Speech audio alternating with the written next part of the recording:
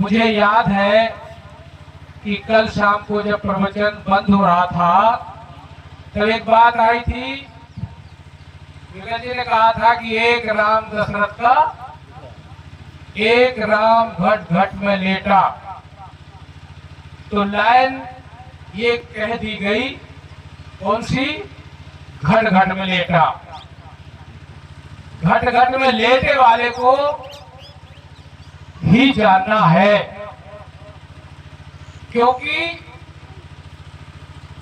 जो एक राम दशरथ का बेटा, वास्तव में वो संबंध जो था पिता पुत्र का कितना अगाध था कि पुत्र के विछोह के समय होते ही और पिता ने प्राण को त्याग दिया।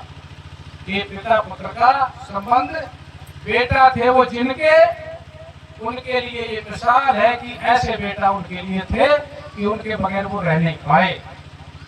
और एक राम जो घट घट में लेटा है, इसको जानना पड़ेगा।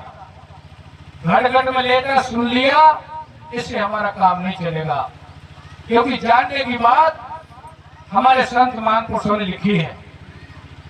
जाने बिन न होए प्रतीति, बिन प्रतीत होए नहीं प्रीति, और प्रीत बिना नहीं भक्ति दृढ़ाई, जिम खगे जल की चिकनाई। भक्ति जिसके लिए मानव शरीर मिला, हम चाहे लाख टाल मटोल करें, लेकिन कुदरत अगर इस काम को मनुष्य शरीर पा करके हमने हर की भक्ति की तरफ अपना कदम नहीं बढ़ाया, तो कुदरत हमें माफ नहीं करेगी। कुदरत हमें दोबारा ये शरीर नहीं देगी। कैसे? क्योंकि जब अपने घट घट में लेटे राम को हम नहीं जान पाएंगे, उधर हमारी प्रीत नहीं होगी, अंतर ध्यान की तरफ, अंतर यज्ञ की तरफ हमारी प्रीत नहीं बढ़ेगी, तो संसार में प्रीत हमारी रहेगी रहेगी रहेगी। और संसार की प्रीति का नक्शा मैं आपके सामने रखूंगा। सहजोबाई ने, जिन्होंने, सहजोबाई चरणदास जी की शिष्या थी, चरणदास सुखदेव जी के शिष्य थे और सुखदेव जी जनक जी के शिष्य थे। उनकी शिष्या जो सहजोबाई थी, सहजोबाई की शादी होने जा रही थी और चरणदास की भतीजी थी। तो भाई से महात्मा जी ने कहा, चरणदास जी ने अपने भाई से, हरिदास उनका नाम था, उन्होंने कहा भैया सहजों का जन्म संसार में जाने के लिए नहीं हुआ, आप उसकी शादी मत करिए। पिता ने कहा हरिप्रसाद ने कि तुम तो खुद बाबा हो और ये हमें शिक्षा दे रहे। तो आज एक कानून है ये सनातन से हमारा कि बच्ची की शादी जरूर की जाती है, लेकिन चरणदास जी ने बता दिया कि ये सहजोबाई इस काम के लिए संसार में नहीं आई, क्योंकि सत्य की दृष्टि और सामाजिक प्राणी की दृष्टि में अंतर होता है। चरणदास ने सहजोबाई के सारे संस्कारों को पढ़ लिया, लेकिन पिता नहीं माने, संबंध तय हुआ, शादी के लिए आई और भावर पढ़ने लगी और भावर ही में दूल्हे का प्राणांत हो गया। इसके बाद जो सहजोबाई पे गुजरी और सहजोबाई ने फैसला लिया, उन्होंने कहा अच्छा अब हम तुम्हारे साथ हैं, मेरा यहाँ से सब कुछ खत्म है। उन सहजोबाई ने अपने चाचा का हाथ पकड़ा और सहजोबाई ने जो भक्ति की है, उस भक्ति के बल से उन्होंने जो हमें नक्शा दिया है उसको जनाब सुन लें। क्या कहा उन्होंने? क्योंकि जो जन्मा है उसका नाश निश्चित है। मरता कौन है? जो इस शरीर से निकल के, मनुष्य शरीर से निकल के और फिर मनुष्य में नहीं आए, वो मर के मर गया। और जो मनुष्य शरीर को छोड़कर फिर मनुष्य में आ जाए, वो मरा नहीं है, उसने शरीर बदला है। ये प्रेमी बंधुओं कोई कठिन कथा है, अब समझना है हमें। तो जब सहजोबाई ने लिखा है, अगले जन्म के विषय में लिखा है क्या कि जाकी आस रहे मंदिर में, मरते समय जिसकी आशा अपने मकान में रहेगी, बहुत अच्छा बना लिया, संगमरमर लगा हुआ है, उसमें यदि आशा हमारी चली गई तो हमारा अगला जन्म कहाँ होगा? जाकी आस रहे मंदिर में और होकर भूस बसे सोई घर में जागी रहे पुत्र में आशा, और सुअर जन्म नीच घर, क्योंकि पुत्र ही तो चाहिए। पुत्र सब संतति को अपना प्यारा होता है। मनुष्य जीवन के अलावा जितनी भी संतति है, जितनी भी कोटि योनियां है, सबको अपने पुत्र पुत्री प्यारे हैं, जितने हमें होते हैं। अगर नहीं समझ में आता तो बंदर को देख लो।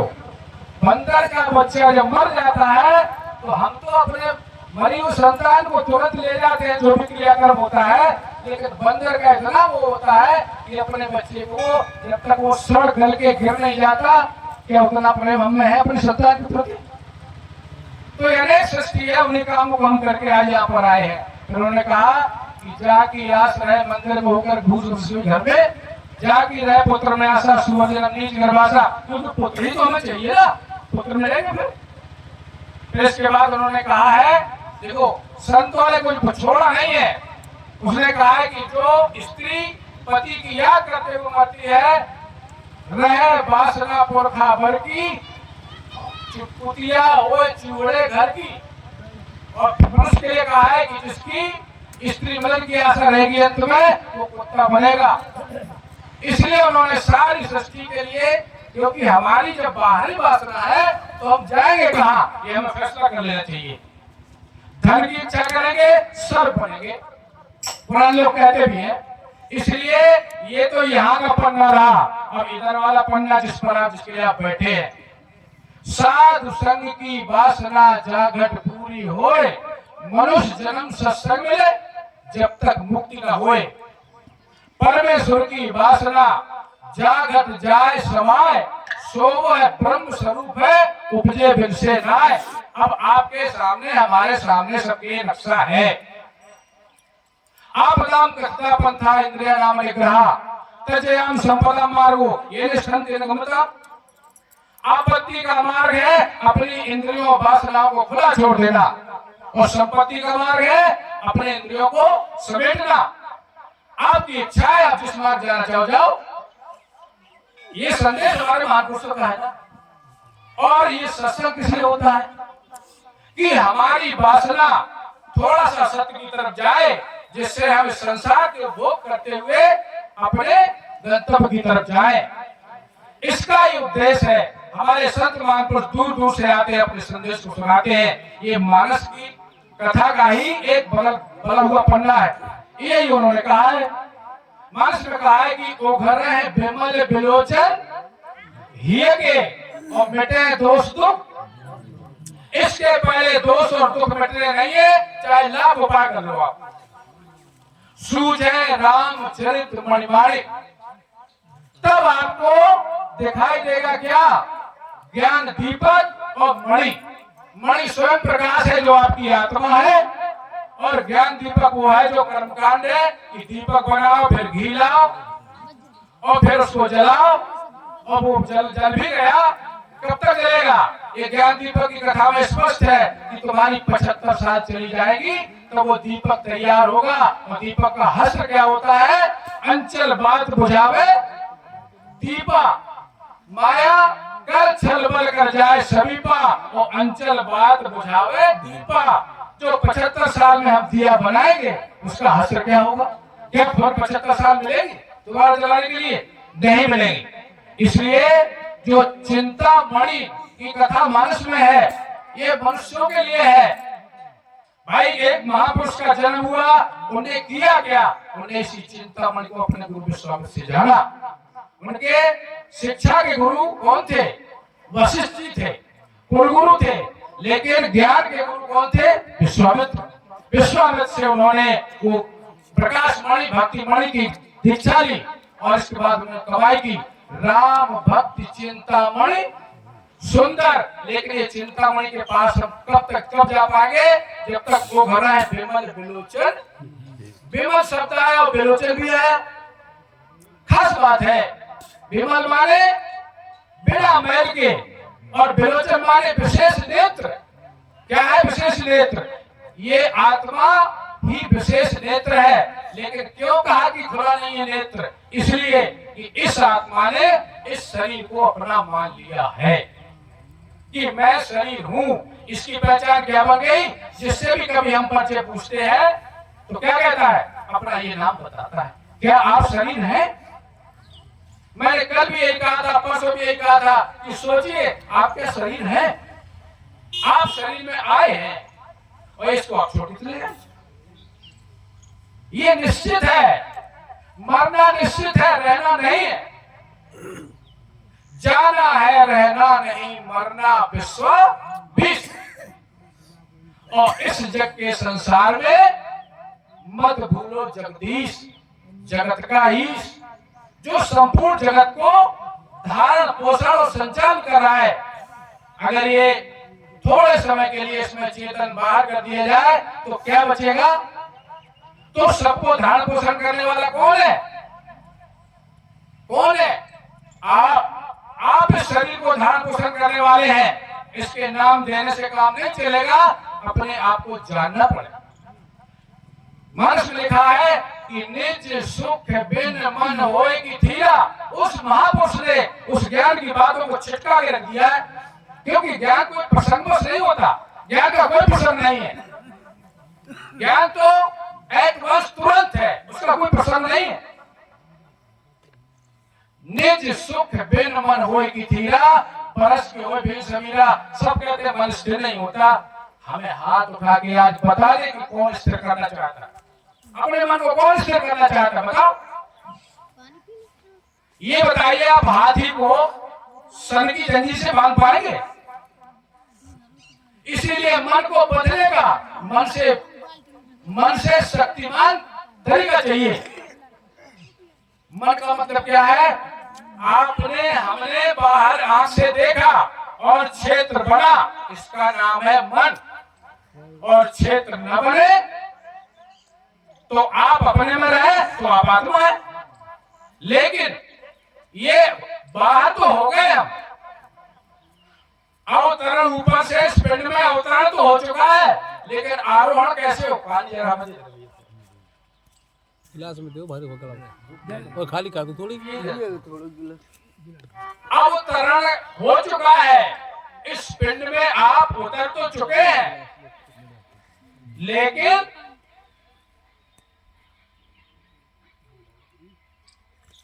लेकिन आरोहण कैसे हो? इस आरोहण की तरकीब का नाम गुर है। ये अविनाशी है, ये नाश नहीं होता है। हे अर्जुन, इस अविनाशी ज्ञान को सबसे पहले मैंने राजा सूर्य के प्रति कहा था। सूर्य ने अपने पुत्र मनु ने अपने पुत्र इक्ष्वाकु को इस तरीके से, ये परंपरागत जो अविनाशी ज्ञान है, राज ऋषियों ने ज्ञान जाना और राज ऋषि इस ज्ञान को आपके समक्ष रखते हैं। राज विद्या राजगुह्यम पवित्रम इदम उत्तमम प्रत्यक्षावगमम धर्मम सुसुखम कर्तुमभ्यम। कल कोई कह रहा था कि ये बात कठिन है। कैसे कठिन भाई? अर्जुन से कृष्ण कहते हैं ये सुसुखम कर्तुमभ्यम, ये सुख कार्य करने में सरल, सुगम अगम कह जात सुनाही। लेकिन सुगम तब है जब उसकी युक्ति सही सलामत मिल जाए, तब सुगम है, और नहीं तो अगम है। ये सब लिखा है। कृष्ण महाराज कहते हैं गीता के अंदर कि अर्जुन, मुझे पाने के लिए नदियों में जाते हैं, तीर्थों में जाते हैं, पवित्र स्नान करते हैं, यज्ञ करते हैं, लेकिन उनका ये करना अविधि पूर्वक है। हम किसकी सुन रहे हैं भाई? हम तो अपने मन की कर रहे हैं। हम न रामायण की सुन रहे, न हम गीता की सुन रहे, न अपने गुरुओं की सुन रहे, न महापुरुषों की सुन रहे। गुरु महाराज से भेष ले लिया, गुरु महाराज से नाम ले लिया, बस हो गया। ऐसे नहीं हो भाई। कहते जब 12 वर्ष रहे संत की टोली, जब पावे हंस की। और संग का मतलब क्या होता है? संग अगर हम करते हैं तो अपनी जब मिटा देंगे तब संग कर पाएंगे। जो गुरु चाहे नहीं, जो सतगुरु चाहे नहीं, सो हमसे मत होए। सतगुरु ला दे अपना और साधु कहिए तू। साधु वो है जो गुरु के वचनों पे चलता है। इसका मतलब ये नहीं कि गृहस्थ नहीं कर पाएगा भाई, गृहस्थी है, अपना चला रहा है, लेकिन गुरु महाराज ने जो भजन करने को बताया है, तरीका बताया है, वो तो कर सकता है ना। उसके लिए रात को कोई मुमानित तो नहीं है, उसके लिए नहाना धोना मुमानित नहीं है, उसके लिए फूल पत्ती नहीं चाहिए ना। जो गुरु महाराज ने बताया उसके लिए फूल पत्ती चाहिए क्या? वो तो आपके भीतर है, घट में है तस्वीर अपने यार की, और जब जरा कर धन झुकाई देख ली। इसलिए प्रेमियों, एक होता है हित, एक होता है सच्चा हित। जो तुम्हारे कल के हित की बात का है वो तुम्हें धोखा देगा, और जो तुम्हारे सनातन हित की बात करे कि आज भी सुखी और परलोक में भी सुखी, वही तुम्हारा सच्चा हितैषी है। गुरु के विषय में लिखा है कि गुरु वो है जो शिष्य के हित में सदैव सदैव रत रहता है और शास्त्र का मर्मी होता। मर्मी सज्जन सुमति कुठारी, ज्ञान विराग ने उगारी। मर्म क्या है? इस शरीर में आप आए हैं, रोम रोम में आप हैं, लेकिन आपका वास्तविक स्वरूप क्या है? यहाँ पर हम पकड़ने वाले हैं, यहाँ पर हम देखने वाले हैं, यहाँ पर हम सुनने वाले हैं, हम ही तो बट गए ना। एक थोड़ा सा दृष्टांत तो है कि मान लीजिए हमें विधाता ने जन्म दिया और हमारी पूर्ण शक्ति हमें दे दी। हमारी शक्ति कितनी है? 1000 ग्राम। 1000 ग्राम शक्ति से हम इस दुनिया में पैदा हुए, शरीर में आए, और जिस जगह पैदा हुए, जिस भी संप्रदाय में पैदा हुए, हमें उसके हिसाब से चलना पड़ेगा। अगर यहाँ पैदा हुए हिंदू में तो वहां तो राम राम कहना पड़ेगा, और मुसलमान में पैदा हुए तो अल्लाह अल्लाह कहना पड़ेगा। जहाँ पैदा हो जाएंगे वहां की धारणा हमारे ऊपर आ जाएगी, और जैसी धारणा आएगी वैसे हमारी भावना बन जाएगी, वैसे हमारी क्रिया शक्ति बन जाएगी, वैसे ही हमारी बुद्धि शक्ति बन जाएगी, और वैसे ही हमारा कर्म होगा। तो जब हम आए इसमें तो 5 भागों में बट गए, धारणा शक्ति, भावना शक्ति, क्रिया शक्ति, मन शक्ति और बुद्धि शक्ति। तो हम 1000 ग्राम आए थे, 5 जगह बटकर कितने बचे? 200 ग्राम। 200 ग्राम। और 200 ग्राम से फिर हम बढ़ते हैं काम, क्रोध, लोभ, मोह, अहंकार। ये कोई ना कोई यहाँ पे सवाल रहते हैं जीवन में। तो फिर 200 से बढ़ के कितने बचे? 40 ग्राम। 40 बचे। अब 40 ग्राम से पूजा हो रही साहब। पूजा कहाँ हो रही? पूजा घर में हम बैठे और पूजा करने वाला बाहर बाजार कर रहा। पूजा हो गई, और पूजा करने वाला और पढ़ने वाला विद्यार्थी 40 ग्राम से पढ़ रहा, अगर वो सही है तो कितना पढ़ लेगा? 960 उसकी वेस्टेज है ना। ये अपनी शक्ति, हम वही बात करते हैं 3 दिन से कि अपनी शक्ति को संभालो ना। कबीर आप संभाल ले जब तक सुखी शरीर, फिर पाछे पछताएगा। फिर तो संभाल के चले गए, राम चले गए, कृष्ण चले गए, शंकर जी चले गए, सब संभाल के चले गए। उनके इतिहास पढ़ने से हमारे गुरु महाराज जी कहते हैं ये तो इतिहास है, पान निवासी सतगुरु छोड़ो मन की छोड़ पसंद की।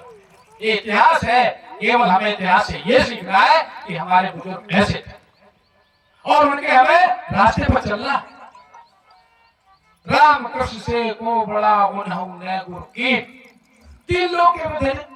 तो इसका मतलब हमारा गुरु 3 लोग की विद्या को बताने वाला होगा क्या? नहीं, वो 4थे लोग का होगा। राम कृष्ण से को बड़ा उन्हों ने गुरु की, 3 लोग के विद्या जो गुरु आगे। तो इसका मतलब हमें समझना है कि हमारा गुरु 4थे लोग के निशान पर हमें खड़ा कर दे। ये 4था लोग जहाँ पर आपके बाल शुरू होते हैं वो स्थान है जहाँ से माता बहन मांग भरती है। इसलिए प्रेमी बंधुओं, ये विद्या आपकी है, इस विद्या की तरफ आप गौर करें। और हमारा कोई कभी महान पुरुषों की कोई अवज्ञा करना नहीं होता, लेकिन जिससे आज काम बनना है वो चीज हमें पकड़नी चाहिए। बोलो गुरुदेव भगवान की जय।